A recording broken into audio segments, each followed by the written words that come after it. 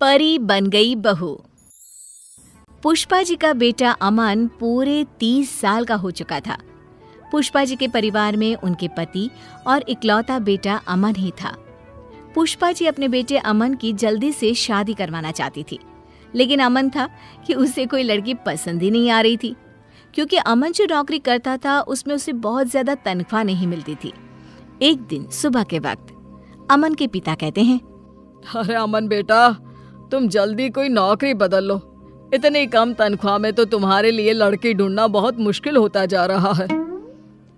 पापा, आप तो जानते हैं ना मैं कितनी कोशिश कर रहा हूँ, लेकिन इस वक्त तो लोगों को नई नौकरी मिलना तो दूर, पुरानी नौकरी बचाना भी मुश्किल पड़ रहा है। हाँ, वैसे बात तो तेरी ठीक है बेटा, लेकिन क्या करें, तेरी उम्र 30 साल की हो गई है और अगर जल्दी तेरी शादी हुई नहीं तो क्या होगा आगे चलकर। अरे मम्मी पापा, मैं बार बार शादी की बात सुनकर बहुत थक गया हूँ, और ये सुबह ऑफिस जाते वक्त ये सब बातें नहीं हो तो बेहतर है। लेकिन मैं भी क्या करूँ बेटा, अब मैं भी बूढ़ी हो चुकी हूँ। जल्दी से घर में बहू आ जाए, घर के काम काज में मेरा थोड़ा हाथ बंटवा दे तो मुझे भी कुछ सहारा मिले ना। मैं समझता हूँ, लेकिन मैं क्या कर सकता हूँ। कभी आपको लड़की पसंद नहीं आती और कभी मुझे। अच्छा चलो, कोई बात नहीं अमन बेटा, अभी तुम आराम से ऑफिस जाओ। मेरे दूर के एक दोस्त हैं, उनका फ़ोन आया था, उनकी रिश्तेदारी में कोई लड़की है, कल हमें उसे देखने जाना है। फिर से लड़की देखने जाना है पापा? मैं परेशान हो चुका हूँ ये बार बार नई नई लड़कियां देख देख कर। अरे अब ये तो करना ही पड़ेगा ना, तुम्हें इसमें भी कोई परेशानी है? नहीं माँ, कोई परेशानी नहीं है। ठीक है, मैं कल आपके साथ लड़की देखने चलूँगा। अमन परेशान होकर अपने ऑफिस चला जाता है और अगले दिन अमन और उसके मम्मी पापा लड़की देखने के लिए लड़की वालों के घर जाते हैं। लड़की की माँ कहती है, ये हमारी बेटी है सुधा, बहुत संस्कारी है हमारी बच्ची। जी हाँ, आपकी बेटी तो दिखने में भी काफी अच्छी लग रही है। भाई मुझे तो ये बहुत पसंद है। अब आपको भी हमारा बेटा पसंद हो तो आप भी बता दीजिए।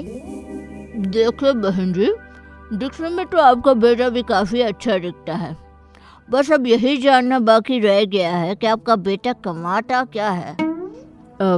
मेरी तनख्वाह 20,000 है। हो सकता है आने वाले टाइम में मुझे कोई अच्छी नौकरी मिल जाए और तनख्वाह और बढ़ जाए। जी हाँ, मेरा बेटा पूरी कोशिश कर रहा है और बहुत जल्दी उसको अच्छी नौकरी भी मिल जाएगी। लेकिन इस बात की कोई गारंटी थोड़ी ना है, शादी के बाद भी अगर आपके बेटे को अच्छी नौकरी नहीं मिली तो। हाँ जी, आप बिल्कुल ठीक कह रहे हैं, और वैसे भी 20,000 में आजकल होता ही क्या है। माफ कीजिएगा भाई साहब, हमें ये रिश्ता मंजूर नहीं। देखा माँ, मैंने आपसे पहले ही कहा था, जहाँ आपको लड़की पसंद आ जाती है वहाँ पर मेरी कम तनख्वाह के चलते कोई शादी करने को तैयार नहीं होता। ये सारी बातें हम घर चलकर भी तो कर सकते हैं। अमन, गुस्सा करने का कोई फायदा नहीं। अमन अपने परिवार के साथ वापस घर लौट आता है। कुछ दिनों के बाद पुष्पा जी एक नया रिश्ता लेकर अमन के पास जाती हैं। अमन बेटा, देखो मेरी सहेली की बेटी है, इसका रिश्ता आया है तुम्हारे लिए। ये लोग कल ही हमारे घर आ रहे हैं। ओहो, फिर से लड़की देखनी पड़ेगी क्या? एक आखिरी बार, और मुझे लग रहा है कि इस बार तुम्हारा रिश्ता जरूर हो जाएगा। अगले दिन पुष्पा जी की सहेली अपनी बेटी को लेकर उनके घर आती है और दोनों परिवारों में आपस में बातचीत होती है। देखो, मैं पहले ही तुम्हें बता देती हूँ कि मेरे बेटे की तनख्वाह बहुत ज्यादा नहीं है, लेकिन इसमें कोई बुरी आदत नहीं है। मेरा बेटा बहुत संस्कारी है। अरे बहन जी, क्या फर्क पड़ता है अगर आपका बेटा 20,000 रुपए कमाता है। लड़का भाई अच्छा होना चाहिए, पैसों का क्या है, वो तो बाद में भी कमा लेगा। ये हुई ना बात, फिर तो हमारे बच्चों का रिश्ता जरूर पक्का हो जाएगा। बस अमन अपना जवाब बता दे। अमन बेटा, तुम्हें मेरी बेटी पसंद तो है ना? क्या मैं इस बात का जवाब 1-2 दिन में दे सकता हूँ? मेरा मतलब अभी मैं कुछ डिसाइड नहीं कर पा रहा हूँ। इतनी जल्दी कुछ भी कहना मेरे लिए मुश्किल है। पुष्पा जी की सहेली अपनी बेटी के साथ अपने घर वापस लौट जाती है। उनके जाने के बाद अमन नाराज होते हुए अपनी माँ से कहता है, क्या माँ, आपने देखा वो लड़की दिखने में बिल्कुल खूबसूरत नहीं है, मुझे नहीं करनी उससे शादी। तुम्हारी बात तो ठीक है बेटा, लेकिन अब हमारे सामने कोई चारा भी नहीं है। उस लड़की को तुम्हारी कम तनख्वाह से कोई फर्क नहीं पड़ता। मेरे हिसाब से तो ये बहुत अच्छा रिश्ता है। लेकिन अमन पुष्पा जी की सहेली की बेटी के साथ शादी करने को तैयार ही नहीं होता। फिर से वही बात हो गई।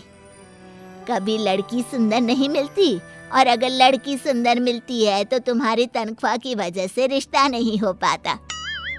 अमन अपने मम्मी पापा की बातों से परेशान होकर घर से बाहर निकल जाता है। रात बहुत हो चुकी थी। अमन बहुत परेशान था। वो एक पार्क में जाकर बैठ जाता है। तभी पार्क में पीछे झाड़ियों से किसी के रोने की आवाज उसे सुनाई देती है। कौन है? कौन वहां रो रहा है?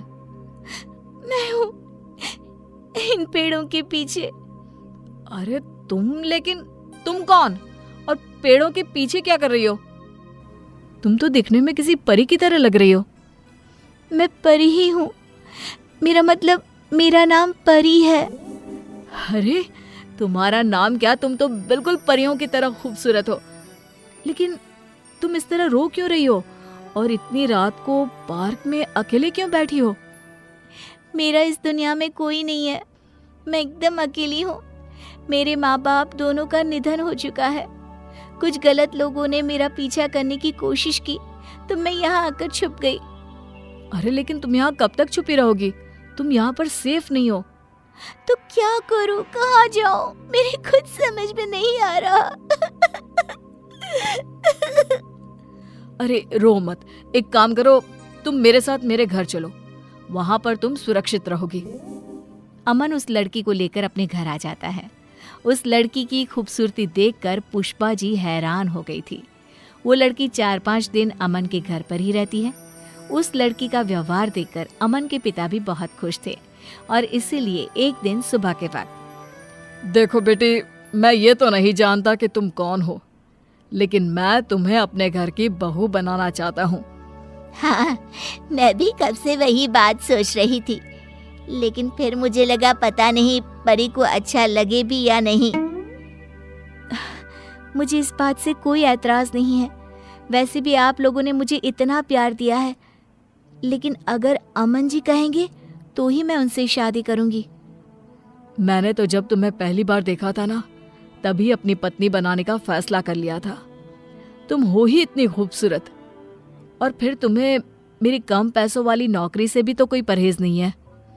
नहीं, मुझे आपका परिवार बहुत अच्छा लगा और मैं हमेशा आप लोगों के साथ रहना चाहती हूँ। और इस तरह पुष्पा जी को परी के रूप में एक बेहद खूबसूरत बहू मिल गई।